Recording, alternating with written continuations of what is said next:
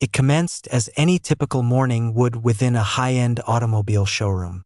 Another prospective buyer entered. Another countenance unheeded. Another period of quietude misconstrued as inconsequentiality. Yet, this was not merely another elderly gentleman perusing the selection. No, he bore more than the passage of time in his gait and the condition of his footwear. He bore a history interwoven with scars the world had allowed to fade or actively disregarded. What transpired was not a typical sales encounter. It was a clash between unawareness and moral soundness, between self-importance and merited deference. And when the situation ultimately resolved, an individual would depart transformed. However, it would not be him. Remain with us. For what occurs when a reserved man, with no need for validation, at last encounters a world unwilling to heed him? You will desire to observe what transpires when the overlooked soldier, the man they all disregarded, becomes the name inscribed upon every wall, in every lesson, and in every subsequent act of dignity. The automated doors glided apart with a gentle exhalation. As Calvin Rower entered the Regal City Auto Mall, the midday sun struck the soiled glass behind him, yet no one within the active showroom raised their head. Fluorescent illumination bounced off gleaming SUVs, metallic trimmings, and leather upholstery, but not a single reflection acknowledged the individual who had just arrived. Calvin, 77, paused for a moment in the entrance area, his flannel shirt neatly inserted into well-worn trousers, his boots buffed to a high sheen, a matter of custom, not self-admiration. His bearing was erect, yet a subtle fatigue was evident in the way he favored his right leg. Decades prior, shrapnel had exacted its price, though he never mentioned it. He surveyed the area. Sales personnel conversed light-heartedly near a coffee dispenser. A couple inspected a high-end sedan. The receptionist rhythmically tapped her fingernails against the screen of her phone, never once glancing upwards. Calvin proceeded slowly past them, uttering nothing. He was not present for attention, merely for a reliable pre-owned vehicle to transport him to and from the VA hospital. He noticed a chair near the water dispenser, situated discreetly beneath a wall-mounted flat-screen television promoting luxury for those who lead. The incongruity did not elicit a smile from him. He simply took a seat and clasped his hands. He had learned long ago that forbearance was a form of defense. 5 minutes elapsed, then 10, then 20. Calvin did not shift restlessly or clear his throat. He sat motionless, as if time did not constrain him in the same manner it did others. One of the salesmen went by him to get coffee, cast a brief downward look, and continued on without a word. No one inquired as to his presence. No one asked if he required assistance. Calvin reached into his coat pocket and retrieved a compact, leather-bound journal. The cover was worn at the edges, a memento from a different era. He opened it deliberately. Within were pages filled with hand-drawn field schematics, tactical notes, and quotations inscribed in compact, orderly script. He paused at one. "They will not see you coming. Let that be your advantage." The words brought him composure. Around him, conversations hummed, leases, credit evaluations, special offers. Yet to them, Calvin Rower was merely a quiet, elderly gentleman seated by himself, unseen. But not for much longer. "Pardon me, sir." Calvin raised his head. Amber, the front desk receptionist, stood there with a contrived smile that failed to convey genuine warmth. She was youthful, perhaps in her late 20s, attired in a fitted jacket and expensive high-heeled shoes. Her immaculate presentation perfectly complemented the opulent dealership. "This area is for active buyers," she stated, casting a glance at the time-worn notebook in Calvin's grasp. "If you're just resting, there's a bench outside near the street." Her tone lacked any ill will, merely a sharp, rehearsed indifference, as if she had uttered the same words to vagrants previously. Her gaze swept over his flannel shirt, scuffed belt buckle, and the edge of his worn boots. I'm here to look at a vehicle, Calvin replied evenly. His voice was calm but steady, the kind that didn't rise just to be heard. Amber blinked, clearly caught off guard. Oh, well, you didn't check in.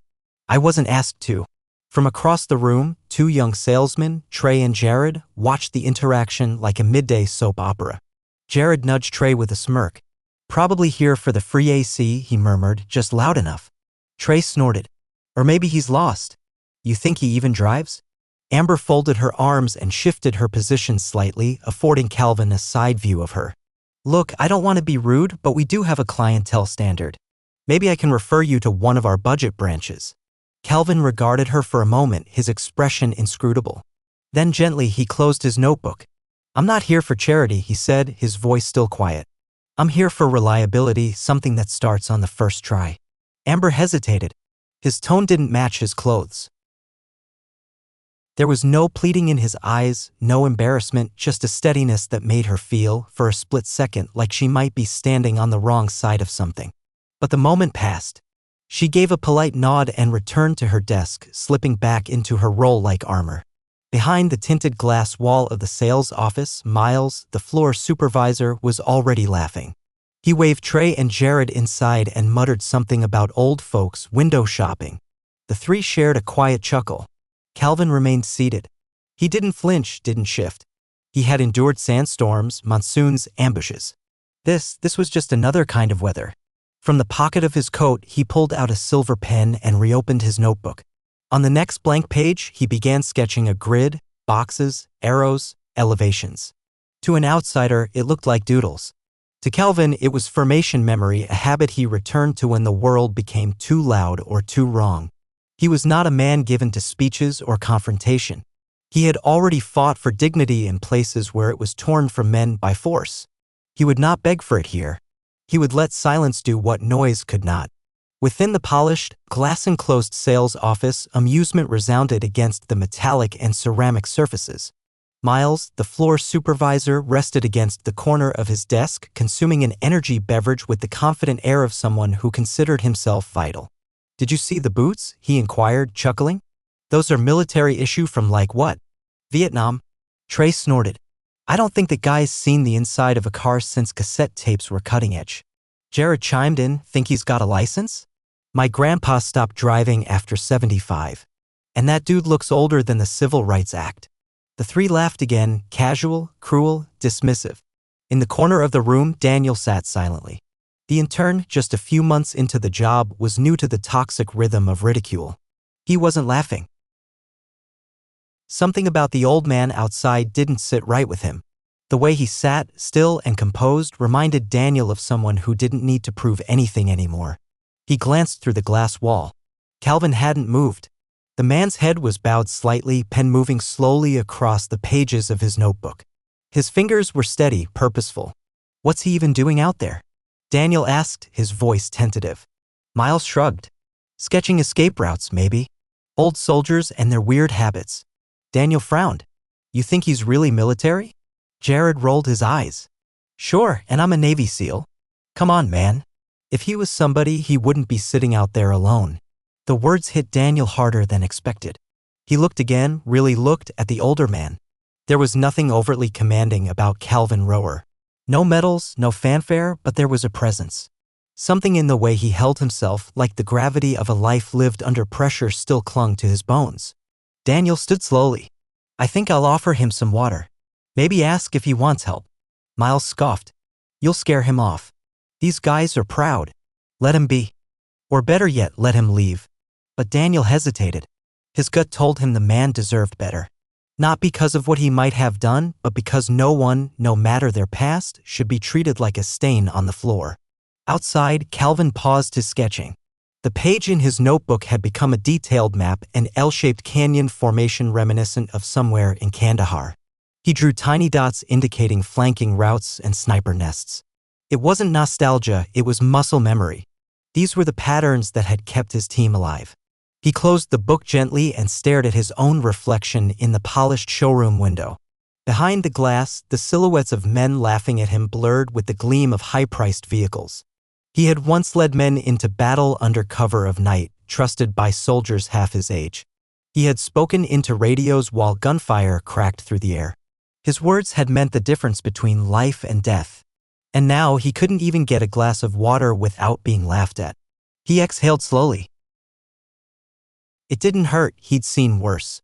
But it echoed, the kind of ache that didn't come from bullets or broken bones, but from invisibility, from becoming a relic before your story had even been told. Behind him, Daniel stepped out from the office, holding a cold bottle of water. He hesitated, unsure of what to say. But Calvin looked up and nodded once, silent, calm, dignified. Daniel offered the bottle. It was the first human moment in 40 minutes. The dealership door slid open once again with a soft whoosh. General Henry Wexler, retired 4-star and living legend, stepped inside, unnoticed at first, dressed in a crisp polo, tan slacks, and a pair of well-worn loafers. He looked more like a relaxed grandfather than one of the most decorated officers in modern military history. He moved with quiet authority, scanning the showroom with an appraising eye. He wasn't here for pomp or ceremony, just to pick out a practical vehicle for his daughter who had just graduated law school. This was supposed to be a quick stop, until he saw him. Across the room, half-shrouded in fluorescent light, sat a man the world had forgotten but Wexler never had, Calvin Rower. The name rang in his chest like an old hymn. The commander who once carried him through enemy fire with a bullet in his shoulder and mortars crashing all around. The man who never gave a speech but whose orders cut through chaos with precision. Calvin had once led 37 men into the mountains and brought 36 back. Wexler had been the 36th. Wexler remained motionless for a brief period. Calvin's hair was more silver now, his stance a touch more burdened, yet that subdued intensity, that composure under duress, had not altered in the slightest. And still, no one paid him any mind. Calvin sat near the water dispenser like an apparition in plain view. No salesperson approached, the receptionist tapped her fingernails distractedly. In the office, Wexler could discern shadowy figures chuckling behind tinted glass. His jaw tensed. He observed as a young man, and in turn, judging by his identification badge, offered Calvin a bottle of water. Calvin acknowledged with the quiet self-respect of someone who had long ago learned to avoid creating a disturbance. Yet Wexler felt a surge of anger. It was one matter to be unseen, another to be treated with disrespect. And still, Calvin had uttered nothing. Wexler proceeded unhurriedly past the array of luxury sedans, pausing near the display where Calvin was seated. He noted the notebook resting on Calvin's lap, partially filled with meticulous diagrams, just like the ones he recalled from years past, sketched in dust and mud. He took a deep breath, then with a full voice and no hesitation, he turned to the nearest staff member. "Excuse me," he said, loud enough for the room to hear. "Do you have any idea who that man is?" Amber blinked, startled. "Sir?" Wexler didn't wait for a reply. He stepped forward and faced the floor. "That man," he said, pointing directly at Calvin Rower, "is a war hero, a man who has given more to this country than everyone in this room combined. And none of you even bothered to ask his name." The laughter stopped. The glass-walled office fell silent.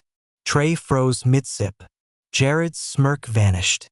Even Miles rose from his chair, his face suddenly pale. Amber stammered. I didn't know." "Exactly," Wexler snapped, his voice firm but not angry.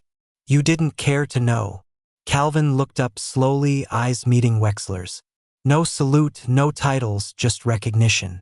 After a long pause, Wexler broke the silence again. His voice quieter now, but heavier with meaning. "We used to call him Commander, because when things fell apart, his voice was the one that brought us back." Calvin said nothing. He didn't have to. For the first time that day, the room belonged to him. A stillness pervaded the atmosphere, akin to lingering smoke. No one stirred, not Amber at her station, not the sales representatives in their office, not even Daniel, who remained motionless beside Calvin's chair, the unopened water bottle still in his grasp. General Wexler pivoted slowly to address the entire room. His voice, though composed, sliced through the quietude with the gravity of recollection.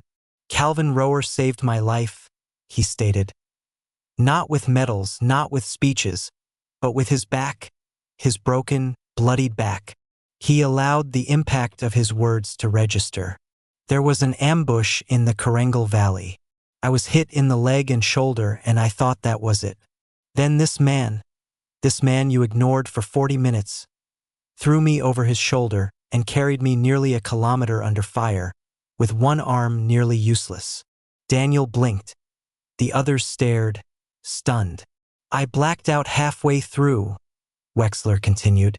When I woke up, we were both in a crater, surrounded by smoke and debris. He'd used his own gear to stop the bleeding in my leg. He didn't leave me, not even when the radio said to pull out. He looked at Calvin now, voice softer. I never got to say thank you. He vanished after that mission, refused commendations, just disappeared. Calvin shifted slightly but uttered nothing.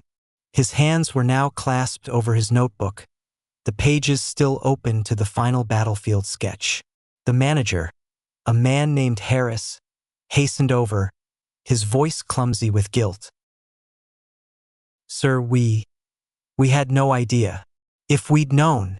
Wexler turned, cutting him off with a sharp glance. You don't wait to respect someone until after you know their story, he said. That's not respect. That's a performance. He pointed toward Calvin, then swept his hand across the room. Dignity isn't earned by revealing your past. It's owed to every human being the moment they walk through your doors. No one had anything to say. Not now. Not after every insult, every laugh, every look of dismissal. Calvin finally spoke, just 4 words. I was only browsing. And with that, he closed his notebook. But the chapter of silence in that building was officially over. General Wexler stepped outside, his phone already pressed to his ear. He wasn't shouting, he didn't need to. His voice was measured, precise, like issuing coordinates for a strike. Yes, Regal City Auto Mall, he said. I want controlling shares today. Make the call. On the other end of the line, his legal team didn't argue. When a man like Henry Wexler made a request, it wasn't a request. It was an execution order. Inside, the staff watched through the glass as Wexler paced the sidewalk with the focus of a man still in command. Amber looked pale. Miles had dropped his phone. Trey and Jared no longer joked.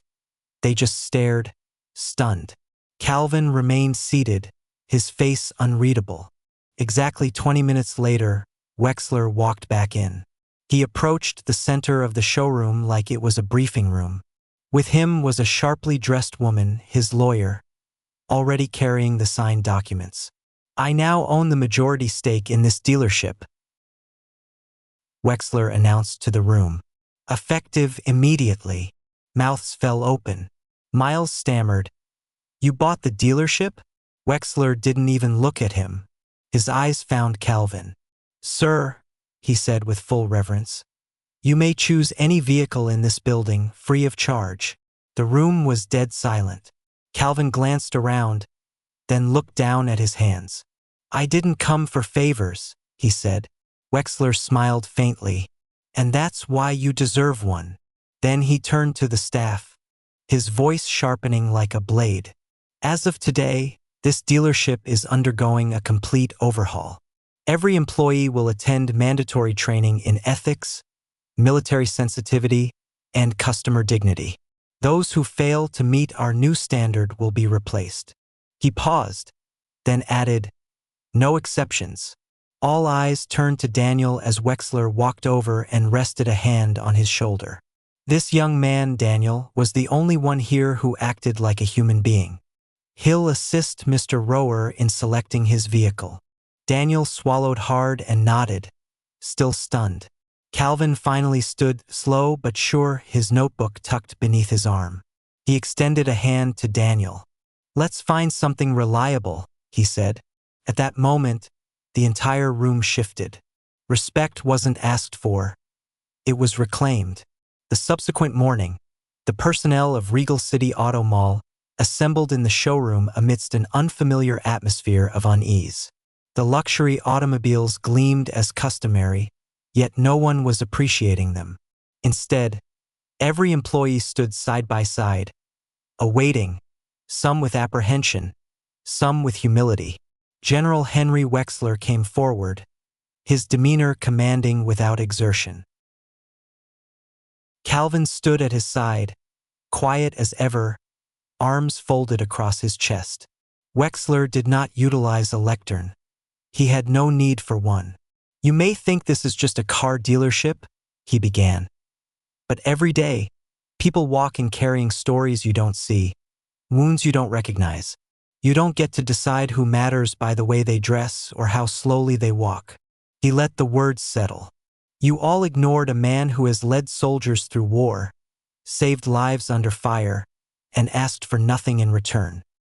He sat right here unseen because you mistook humility for insignificance." Several employees dropped their gaze. Wexler continued, voice clear and clipped, like an officer briefing his troops. "Veterans don't ask for special treatment. They ask for understanding. And understanding begins with how you look at someone, how you speak to them, how you serve them." He paused, then pointed at the wall behind him. "From today on, no one walks through these doors invisible. Not on my watch. Not on Calvin Rower's." The room was silent, but this time it wasn't from arrogance. It was a reflection and something else, growth. Calvin didn't say a word. He didn't have to. Respect had already done the talking. 3 weeks thereafter, the Regal City Auto Mall appeared unchanged externally. Polished glass, rows of immaculate vehicles shining beneath showroom illumination. Yet, an internal transformation had occurred. In the center of the reception area, where Calvin had once waited unnoticed, there now stood a tall panel of glass engraved with resolute, unwavering script. "Respect is not a discount. It is a duty. Calvin Rower." Patrons paused to peruse it. Some touched the glass. Others merely stood motionless, contemplative, before proceeding. Adjacent to the memorial was a bronze plaque heralding the dealership's new monthly initiative, the Calvin Class. Respect begins with listening. Every employee, whether newly hired or a seasoned veteran, was mandated to participate. The class did not impart sales strategies. It instilled dignity and empathy. It instructed staff to look beyond outward appearances and perceive the individual before them. Calvin Rower never delivered a speech, never solicited acknowledgement. He arrived, he waited, and he departed with a vehicle selected discreetly, without ostentation. He continued to drive it, nothing extravagant, merely dependable. He still wore flannel shirts and polished boots. He still carried his notebook. When questioned as to why he never reacted to the insults that day, Calvin would merely shrug and state, "They needed time to hear what silence was saying." And thus, the man who had once been disregarded became a quiet legend, not for the conflicts he had endured, but for the lesson he had imparted. That true respect is not demonstrated after an individual's history is revealed, but before and consistently.